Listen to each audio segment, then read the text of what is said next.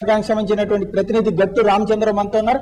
అదే సమయంలో మాజీ మంత్రి పుష్పలీల కూడా మనతో ఉన్నారు. తాజా రాజకీయ పరిణామాలపైన కాంగ్రెస్ పార్టీ విశ్లేషణ ఏంటో కూడా తెలియజేసిన సిద్ధంగా ఉన్నారు. రామచంద్ర గారు, ఈ రోజున కాంగ్రెస్ పార్టీలో జగన్ కొత్త పార్టీ పెట్టాల్సినటువంటి పరిస్థితిని అధిష్టానమే కల్పించిందని ఆయన రాసినటువంటి లేఖలో చెప్తున్నారు. అంతటి తీవ్రమైనటువంటి పరిణామాలు ఏమీ లేవు, ఆయన ఆశించినటువంటిది జరగలేదన్నటువంటి ఆగ్రహంతో ఉక్రోషంతో వెళ్ళిపోయారన్నటువంటి వాదన చేస్తున్నారు ఎంపీలు కానీ మాజీ మంత్రులు కావచ్చు.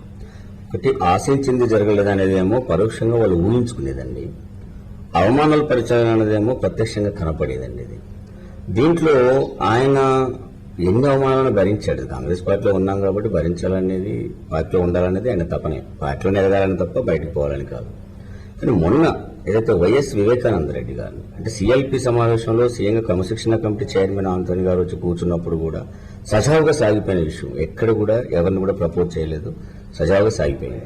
కానీ తర్వాత వైఎస్ వివేకానంద రెడ్డి గారిని పిలిచి ఆయన తప్పు కాదు, ఎమ్మెల్సీలు ఎమ్మెల్యేలు అందరూ వచ్చినప్పుడు ఆయన స్పష్టంగా చెప్పాడు, మీరు మీ మంత్రి పదవులు వచ్చే అవకాశం ఉంటే ప్రయత్నాలు చేసుకుని నా వల్ల ఆగొద్దు, నేను ఎవరిని ప్రపోజ్ చేయను, ఎవరిని వద్దని కూడా చెప్పను అని స్పష్టంగా చెప్పాడు. అందరూ మీడియా కూడా వచ్చింది. అది వైఎస్ గారు వివేకానంద రెడ్డి గారు ఢిల్లీకి పోవడం తప్పు కాదు, జగన్కు అధిష్టానానికి గ్యాప్ ఉంది నేను పూడుస్తానన్నమాట తప్పు కాదు, ఆయన మంత్రి పదవి కోరుకున్న తప్పు కాదు. కానీ స్పష్టంగా జగన్మోహన్ రెడ్డి గారు తప్పులు చేశారు, ఆయన క్షమాపణ చెప్పిస్తా అనే ఒక పదం వాడాడు. అది ఎలా చెప్పించారు, కొంతమంది చెప్పించారు, ఆయన బలంగా నమ్మాడు. ఎవరు చెప్పారు ఏం కదా, జగన్మోహన్ రెడ్డి గారు ఖచ్చితంగా ఒక కుటుంబాన్ని చీల్చి ఈ విధంగా ప్రయత్నం వైఎస్ రాజశేఖర రెడ్డి గారి కుటుంబాన్ని ఇంతగా చీల్చాల్సినంత అవసరం ఉందా అని మదనపడ్డ మాట.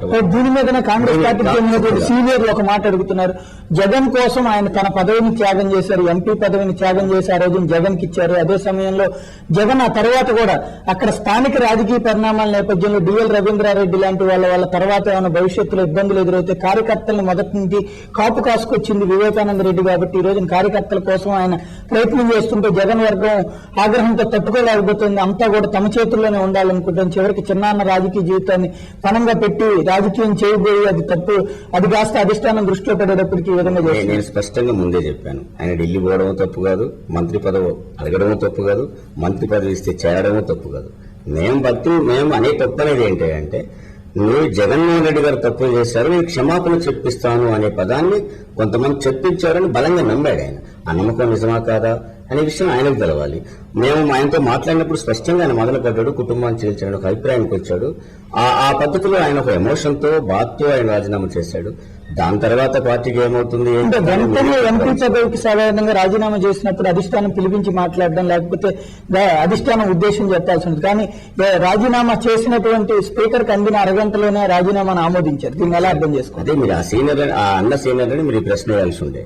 అంటే ఆయన ఏదైతే నేను మదన పడుతున్నా అంటే అది ఉదాహరణ కనపడుతూ ఉంది, అది ఏ విధంగా ఉంది అనే పరిస్థితిని. ఆ పరిస్థితిని అంత తొందరగా ఎందుకు చేశారు? ఇప్పుడు సోమనాథ్ చటర్జీ గారు స్పీకర్ గా ఉన్నప్పుడు కొన్ని సాంప్రదాయాలు మనం చూసాం. ఫ్యాక్స్ లో వచ్చిన ఏ రిజిగ్నేషన్ అయినా అది కావాలని వాళ్ళ కోరిక నాది కాదు, దేనైనా సరే ఇమీడియట్ గా ఆయన చెప్పినప్పటికీ కూడా మనం ఆమోదించే సమస్య లేదు, సర్టన్ టైం తీసుకోవాలి, మాట్లాడాలి అనే విషయాలు కొన్ని పెట్టాడు.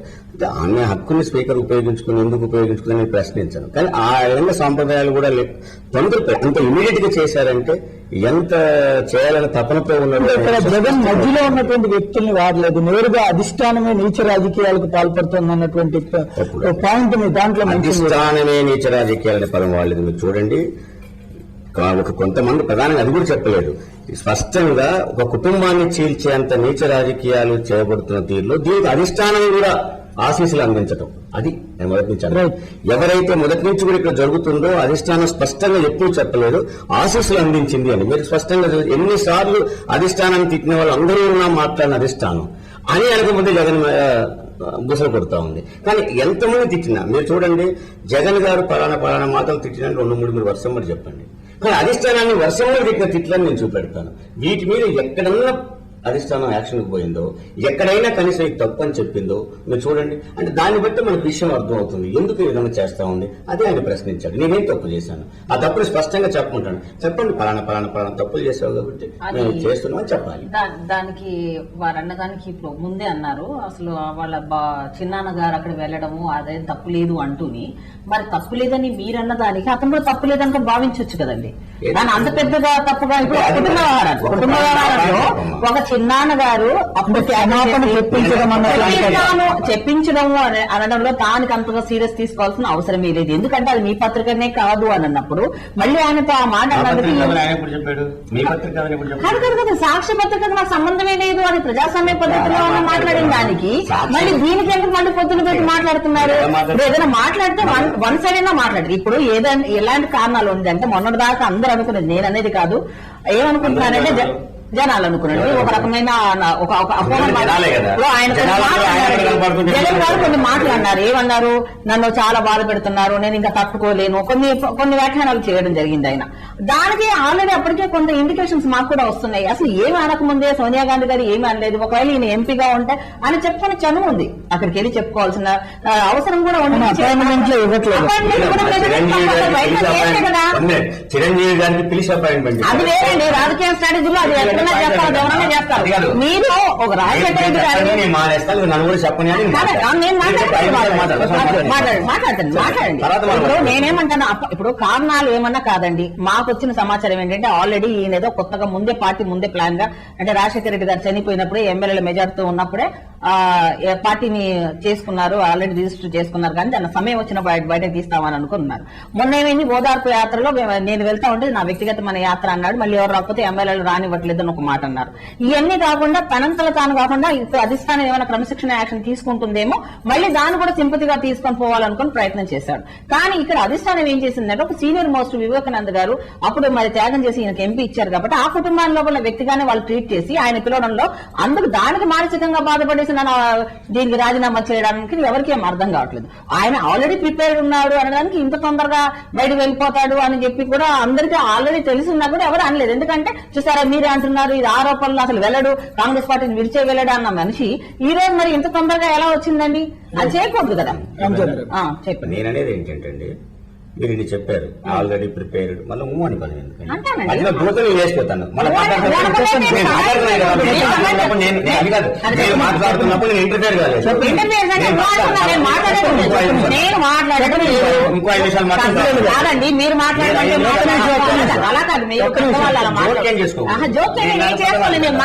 నేను ఊ అనడమే మీరు తప్పుగా పట్టుకుంటా తప్పనంటే నేను మాట్లాడలేదు. కనీసం మీరు మాట్లాడింది అనడం కూడా అది కరెక్ట్. నేను మాట్లాడడం అయిపోయింది, మీరు మాట్లాడుతున్నారు, మీరు మాట్లాడిన దానికి నేను వింటున్నాను. వినడానికి ఊ అనకూడదా?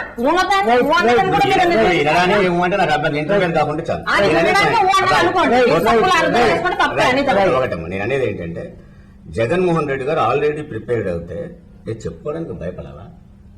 ఆయన భయపడే వ్యక్తి కాదు. రెండో విషయం ఏంటంటే, జగన్మోహన్ రెడ్డి గారు స్వయంగా 150 మంది ఎమ్మెల్యేలు సంతకం పెట్టినప్పుడు అధిష్టాన వర్గం మాట విన్నాడు. ఆయన ఇవాళ చెప్తున్నారు సంతకాలు పెట్టించడం వల్లనే ఈ కార్యక్రమం జరిగిందని. సంతకాలు పెట్టించిన వాళ్ళు ఇలా చుట్టూ తిరుగుతూ ఉన్నారు. ఈ సంతకాలు పెట్టినమని ఎమ్మెల్యేలని మీరు స్పష్టంగా అడగండి. జగన్మోహన్ రెడ్డి గారు ఎవరినన్నా మీరు సంతకం పెట్టమని అడిగాడా? అడిగితే ఆయన పెట్టించినట్టు. అడగకుండా సంతకాలు పెట్టించి పవర్ పాలిటిక్స్ లో పక్క తిరిగింది వీళ్ళు, వాళ్ళు ఇలా తిరుగుతున్నారు. జగన్మోహన్ రెడ్డి గారు ఆ విషయం సంబంధం లేదు.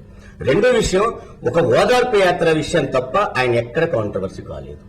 ఓదార్పు యాత్ర విషయాన్ని వ్యక్తిగతం అని చెప్పారు, అధిష్టానం కూడా వ్యక్తిగతం అని చెప్పింది. నేను ఒక ప్రశ్న వీళ్ళందరికీ వేస్తున్నది ఏంటంటే, జగన్మోహన్ రెడ్డి గారు ఓదార్పు యాత్రనే ధిక్కారం అనుకున్నట్లయితే ఇప్పటిదాకా అధిష్టానాన్ని ధిక్కరించిన వాళ్ళందరినీ అధిష్టానం ఏం చేసిందని నేను ప్రశ్న వేస్తున్నాను. ఒక విషయం, ప్రధానమంత్రి గారిని పట్టుకుని ఈ రోజు ప్రధానమంత్రి గారు రెండోసారి ప్రధానమంత్రి అవుతూ ఉంటే, ప్రధానమంత్రి గారు పరిపాలిస్తా ఉంటే ప్రధానమంత్రి గారిని పట్టుకుని శకుని మామ అన్న కాంగ్రెస్ పార్టీ లీడర్ని మనం ఏం చేశాం? అక్కడి నుంచి వచ్చిన గవర్నర్ పెట్టల ద్వారా అని మాట్లాడిన వాళ్ళని మనం ఏం చేశాం? ఇవాళ స్వయంగా పిసిసి ప్రెసిడెంట్ కి డిపాజిట్ రాదని చెప్పిన వాళ్ళని ఇవాళ మనం ఏం చేశాం? రాజశేఖర రెడ్డి గారు అధిష్టానంతో సహాయంతోనే ప్రభుత్వం తీసుకొచ్చేస్తే ఆ ప్రభుత్వం మీద గవర్నర్ పోయి మెమోరాండం ఇచ్చిన వాళ్ళని మనం ఏం చేశాం? నేను అనేది ఏంటంటే, ఒక సెంటిమెంటల్ గా పోయే ఓదార్పు యాత్రను రాజకీయం చేసి మాట్లాడిన మనమందరం కూడా స్పష్టంగా వర్కింగ్ కమిటీ అమ్ముడు పోయిందని చెప్పిన వాళ్ళందరినీ కూడా మనం ఏం చేశాం? అంటే వాళ్ళందరి మీద లేని చర్యలు జగన్మోహన్ రెడ్డి మీద ఎందుకు వస్తున్నాయని ఒక ప్రధానమైన విషయం వచ్చింది. అందుకైనా మనస్తాపం చెందాడు.